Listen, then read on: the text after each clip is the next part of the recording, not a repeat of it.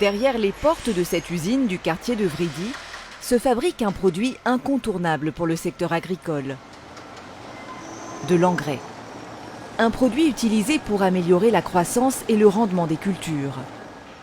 Nous sommes chez Yara, groupe norvégien, l'un des leaders de la fabrication d'engrais en Côte d'Ivoire. Dans ces grandes machines est conçu un produit dont ne peut se passer le pays, premier exportateur mondial de cacao. Actuellement, nous sommes en train de faire une formule pour le cacao. Donc, généralement, dans la formule du cacao, on met des phosphates, du potassium, du zinc et du bore.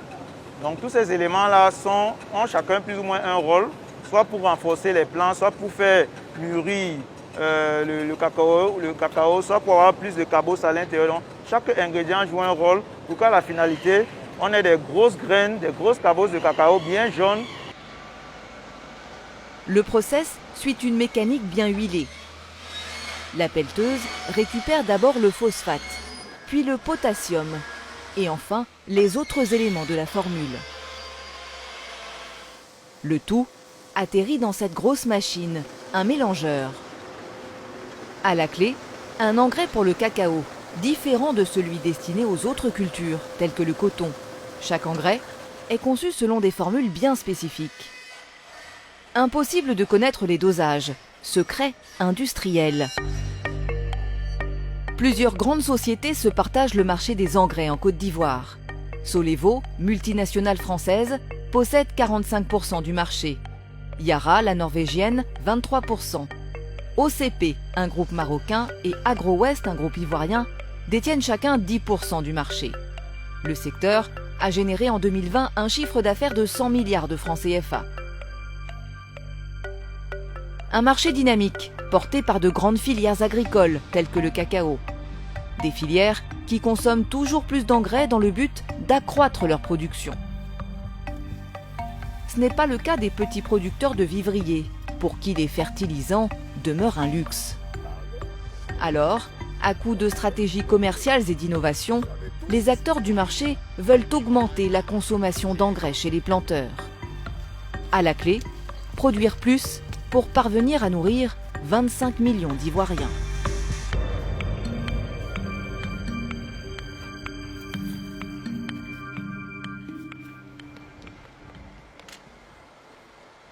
Retour dans l'usine du groupe norvégien Yara.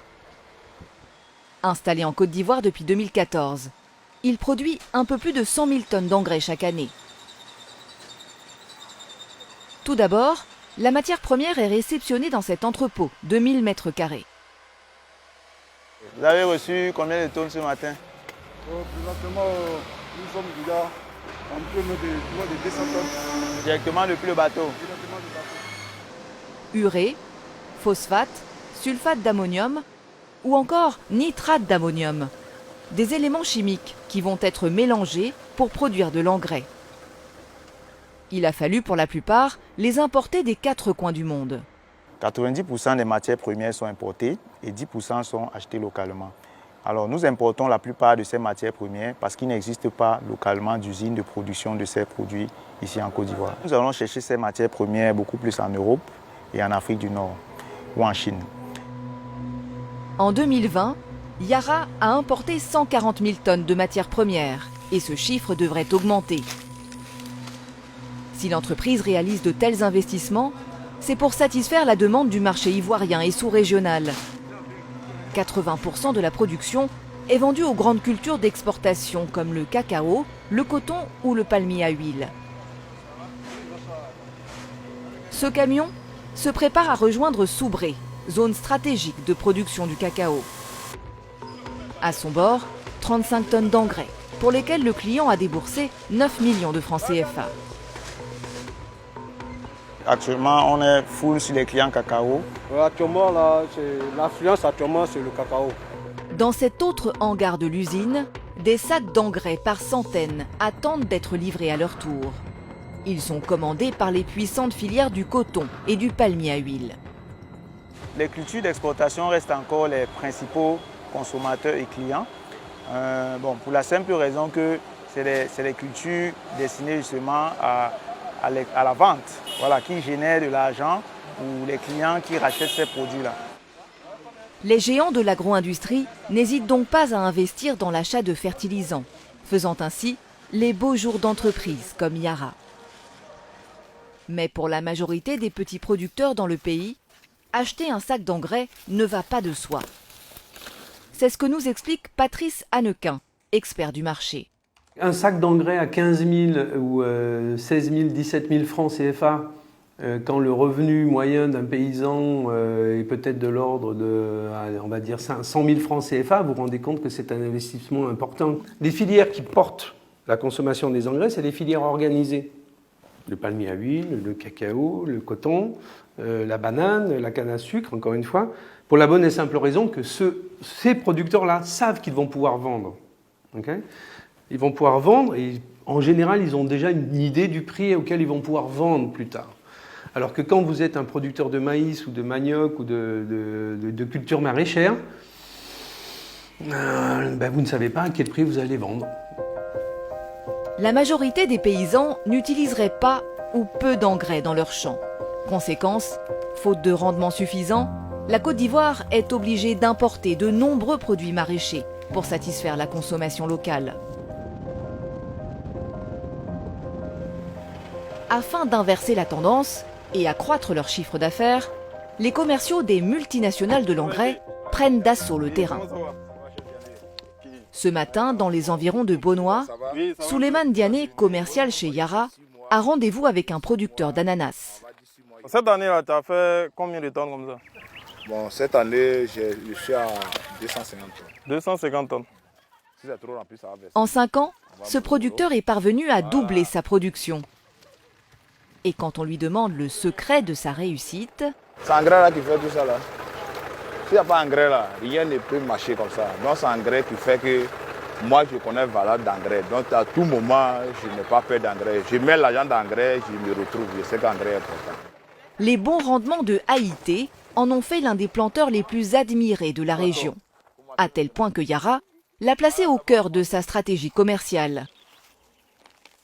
En échange de réduction sur ses achats, Haïté doit prêcher l'évangile de l'engrais auprès des autres producteurs.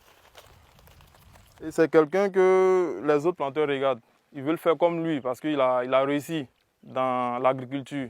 Donc, avec lui, qu'on arrive à établir un système, un programme de fertilisation, les autres planteurs suivent facilement. L'enseigne vend, mais forme aussi aux bonnes pratiques. Car bien souvent, ces engrais, les paysans ne savent pas comment les utiliser. Tu vois ici à Haïté, elle a mis de l'engrais, ça a touché l'ananas même, c'est entré à l'intérieur. Ça, c'est pas bon. Donc quand ils vont faire, il faut bien suivre. Il faut qu'elles mettent l'engrais par terre ici. C'est la terre qu'on met l'engrais. Le commercial en profite aussi pour sensibiliser le producteur et ses équipes sur les risques liés au mauvais usage des engrais. Tu vois, l'engrais, c'est quelque chose qui peut être dangereux quand c'est directement en contact avec la main. Donc quand elles travaillent, il faut leur donner des gants. Les deux ont gants, ça c'est bon. Mais elle, on m'a dit qu'elle a son gant, mais elle a laissé à la maison. Non, ça y est là. En effet, appliquer des engrais chimiques sans protection peut entraîner de graves brûlures. Une mauvaise utilisation peut aussi durablement affecter les sols. Dans les années 90, par exemple, leur utilisation excessive dans les plantations de bananes à l'est de la Côte d'Ivoire a appauvri les sols. Des sols devenus par certains endroits complètement infertiles. Afin de redonner à la terre toute sa vigueur, certains ont décidé de produire autrement. Alépé, à plus de 2 heures d'Abidjan. C'est ici que Silver Kouakou a installé l'un de ses ateliers de fabrication. Il faudra faire en sorte que les sacs qui sont à l'intérieur, avant qu'ils soient cousus, il faut que la matière additive là arrive d'abord. Cet entrepreneur ivoirien fabrique des engrais, sans aucun produit chimique. Ici, le phosphate et l'ammonium ont été remplacés par des déchets. C'est des déchets organiques, des déchets biodégradables. C'est-à-dire que tout ce qui se décompose, tout ce qui peut, dans le langage commun, peut pourrir en fait. Dans ce cas présent, c'est des villages environnants, de ce qui est produit chez eux à la maison chaque jour, ce qui sert de nourriture, ce qui est rejeté, tout ça. C'est ce que nous récupérons ici. Épluchures de légumes, cabosse de fruits ou encore rejet des plantations. Des tonnes de déchets sont ici convoyées par mois. Ils sont ensuite mélangés à une cadence lente pendant plusieurs semaines, le temps qu'ils se décomposent et deviennent du compost. Une fois obtenu, il est tamisé pour obtenir le produit fini, 100% organique.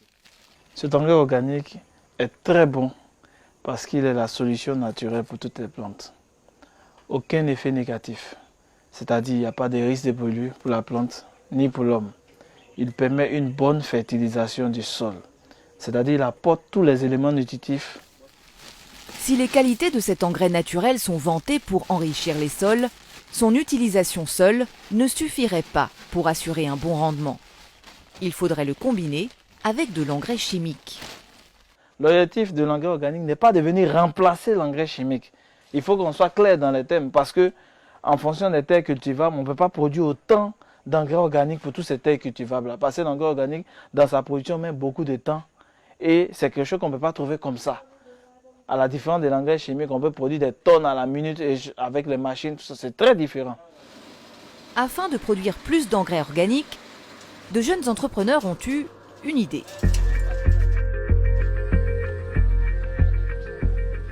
Daloa, à plus de 300 km d'Abidjan.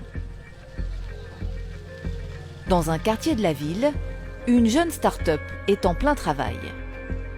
Encore étudiants en sciences naturelles à l'université, 5 jeunes Ivoiriens de 25 ans ont développé une application pour apprendre aux planteurs à fabriquer leur propre engrais organique.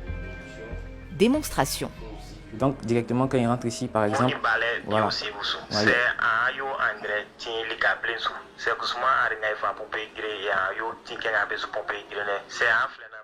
Ici, les instructions sont données en baoulé. 4 autres dialectes de différentes ethnies figurent aussi dans l'application. Un moyen de faciliter l'apprentissage chez les paysans, dont la majorité sont analphabètes. Une idée simple, mais ingénieuse, qui a séduit lors de plusieurs concours. On a lancé réellement le projet via un hackathon. Voilà, un hackathon qui sillonnait les différentes villes. Et on a profité pour présenter le projet. Grâce à cet hackathon et à d'autres récompenses, les jeunes entrepreneurs ont remporté environ 10 millions de francs CFA. Une somme qui leur a permis de propager leur innovation jusque dans les villages les plus reculés du centre-ouest de la Côte d'Ivoire. Bonsoir. Cet après-midi, direction Mbayakro, à 15 km de Daloa. Les jeunes étudiants ont réuni les maraîchers du village. Nous avons pensé à vous, nos parents. Nous savons que vous cultivez la terre et vous avez besoin des produits de qualité. Tous ensemble, vous allez fabriquer vous-même votre propre engrais. Blawaka. Monsieur Amani est choisi dans l'assistance, car il est l'un des seuls à posséder un smartphone.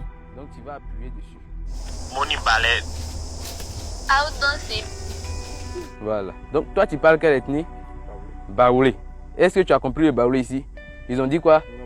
Voilà. Donc tu vas appuyer sur le côté baoulé. Il va ensuite retranscrire dans son propre langage la méthode aux autres agriculteurs. Mes chers frères planteurs, pour faire notre engrais, après avoir nettoyé cet espace, je vais le quadriller avec 4 bois de la même mesure. Je vais ensuite les fixer dans le sol.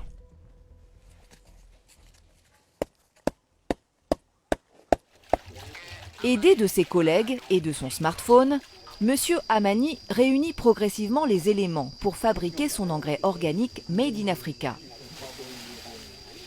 Des feuilles sèches de cacao, du bois, de la terre ou encore de la cendre. De la matière première récupérée au village. Cette application a également une portée sociale. Voilà, donc on se rend compte que ici, rien ne se jette. Voilà, la peau de banane qui était jetée autrefois va rentrer dans la fabrication. Donc le parent même qui n'a pas assez de moyens peut facilement produire quelque chose d'efficace pour sa culture. Dans le développement de son application, la start-up fait face à un défi. La majorité des planteurs ne possèdent pas de smartphone. Pour l'instant, l'application compte un peu plus de 400 planteurs. Elle est 100% gratuite. De quoi changer la vie de paysans, comme Monsieur Amani. Quand j'ai connu l'application, j'ai vu que ce n'était pas très compliqué. Si tu es attentif aux instructions, tu peux toi-même fabriquer l'engrais pour mettre au champ. Ça ne coûte rien et si tu utilises cet engrais pour ta culture, elle peut mieux produire. Aujourd'hui présents dans le centre-ouest, ces jeunes entrepreneurs souhaitent développer leur application dans d'autres régions, au nord en priorité. Leur ambition est double, démocratiser les engrais et surtout faire en sorte que ces derniers ne soient pas chimiques.